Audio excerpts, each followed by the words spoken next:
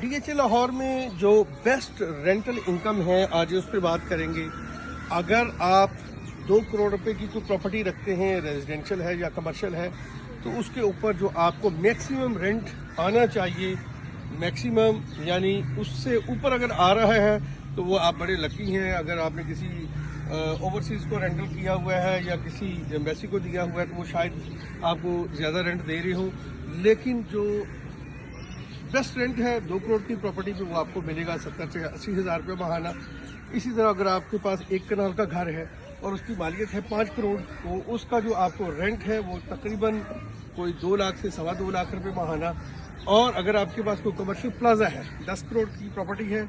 तो उसका आपको जो रेंटल इनकम है वो 4 से 4.5 इवन 5 लाख रुपए तक भी आनी चाहिए। तो रेंटल इनकम है, क्योंकि बाज़ गलत लोग जो हैं वो आपको ज़्यादा रेंटल की लालच है कि आपकी प्रॉपर्टी के अंदर एंटर हो जाते हैं और उसके बाद उनकी नीयत उस प्रॉपर्टी के ऊपर कब्जे की होती है। तो मुख्तलिफ टैक्टिक्स यूज़ करके बाद में वो उस प्रॉपर्टी पे काबिज भी हो जाते हैं। तो जो बेस्ट आपको रेंटल इनकम है लाहौर शहर में डीएचए में, वो आज मैंने आपको बता दी कि 1 करोड़ के ऊपर अगर आपका किसी मोहल्ले में घर है, किसी डीएचए से बाहर की कोई प्रॉपर्टी है, तो उसके ऊपर भी यही रेशो जो है वो अप्लाई होगी, यानी 40,000 मैक्सिमम उसका किराया आना चाहिए रेजिडेंशियल का। अगर कमर्शियल है तो 50,000 महाना आना चाहिए। इसी तरह अगर आपका 1.5 करोड़ या 2 करोड़ का कोई रेजिडेंशियल घर है लाहौर के किसी भी एरिया में, तो उसके ऊपर भी आपको जो मैक्सिमम रेंटल है वो यही कोई 70 से 80 हज़ार रुपया आएगा। तो आपकी वो property long run rent out हुई रहेगी उसी पार्टी को। लेकिन अगर आप उसका रेंटल ज़्यादा तेज़ रखते हैं तो उस प्रॉपर्टी के कुछ अर्से बाद खाली हो जाने के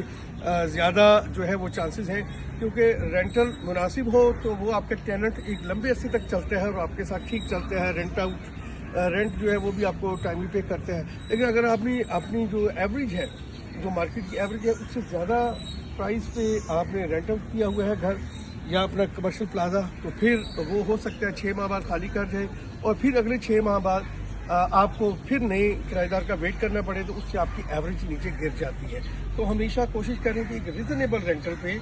अपना टेनेंट का सिलेक्शन बनाएं, अच्छा टेनेंट लें जो कि बेशक किराया भले आपको परसेंटेज में थोड़ा सा कम दे रहा हो, लेकिन उसका जो है